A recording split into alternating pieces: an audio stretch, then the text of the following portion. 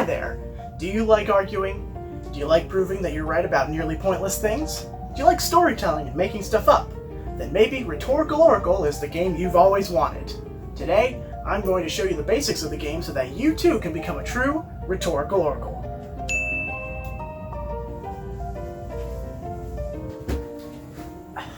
If you want to play a game of Rhetorical Oracle, you're going to need some friends to play with. Now, while you can play with as few as 3 and as many as 7, 4 or 5 is the best number of players. Now, for this video, I brought some stuffed animals with me because I have no friends.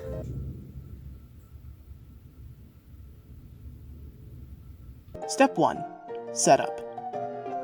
The first order of business is to separate the cards into 3 piles: creature cards, item cards, and battlefield cards. Creatures are the characters that players use to fight in a battle, which takes place each round. Item cards are the weapons or tools that players equip to creatures to help give them an edge in the battle. And battlefields are the places where the battles take place. Once you've got your 3 piles, distribute creature and item cards to each player. Everyone gets 3 creature cards and 2 item cards. Next, choose a judge. The judge's job is to decide who wins each round. Since none of my players can say anything, I'm going to be the judge. Step 2. Playing around. Alright, so now everyone has their hand and we've chosen a judge. We can now begin a round of Rhetorical Oracle. I'm going to draw 1 card from the battlefield stack and flip it over, and we have the Underworld. It says, "Abandon all hope, ye who enter here," and abandon your keys while you're at it. It's not like you'll need them down here. Now my players can look at their cards and decide which of the creatures they have would most likely win in the Underworld. They have to choose 1 creature, but can also add in 1 item as well, if they think it will make their argument stronger. Alright guys, go ahead and pick. Let me just pick for them. Let's see here. Yeah.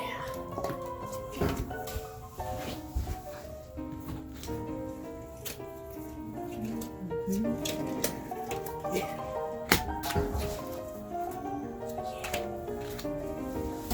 The next step is for all the players to reveal all the cards they've chosen.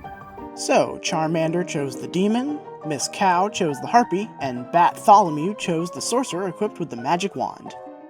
Excellent choices! Totally not chosen ahead of time for the purposes of this video. Nope, not at all. With all the round's cards here on the table, we can begin argument.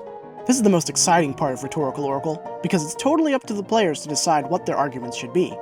In other words, why their creature would win and the other creatures would lose here in the Underworld. You'll notice the cards don't show hit points or special abilities, only descriptions of what each is like. Everything else is totally up to interpretation. Charmander could talk about how the demon lives in the Underworld, so it would make sense that he would know exactly how to fight there and where all the good hiding places are. Miss Cow could say how her Harpy is the only creature that can fly, and given that this is a huge open area, it would be hard to hit her and take her down. And Bartholomew could mention that the Sorcerer, a magic user, has both a staff in his card image and a magic wand for an item, which would probably double his power, right? And who cares if the Harpy can fly? A few good hits with a fireball and that creature becomes rotisserie chicken.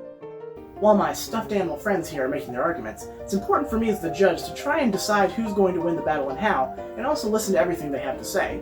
Now, I can't make any arguments for the players, but I can ask questions and I can get them to clarify any sort of arguments they may have. Once I've decided, then I can cut off all argument, no matter what time it is or how long things have been going on, and I can make my decision. Now listen, fine people, to my tale of who wins this fight. It's a lovely day here in Hell. The black sun is shining, the tortured souls are screaming, everything is as it should be. Then suddenly a portal opens up and a sorcerer climbs through. He's looking for a rare harpy feather for one of his potions and will take down the first one he sees. But there's a demon that knows that sorcerers aren't allowed in the Underworld, ever since the Demon Sorcerer War of 435. Plus, sorcerers just smell bad. So the demon, with his extensive knowledge of the terrain, sneaks around to take the guy out. Just then, a harpy shoots into the air.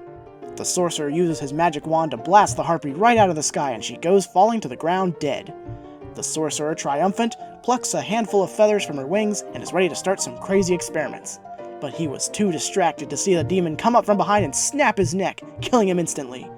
And since the sorcerer was already in the Underworld, there was no need to fill out all the boring paperwork to transfer him, and the demon gets Employee of the Month. Step 3. Cleanup. Looks like Charmander has won the round.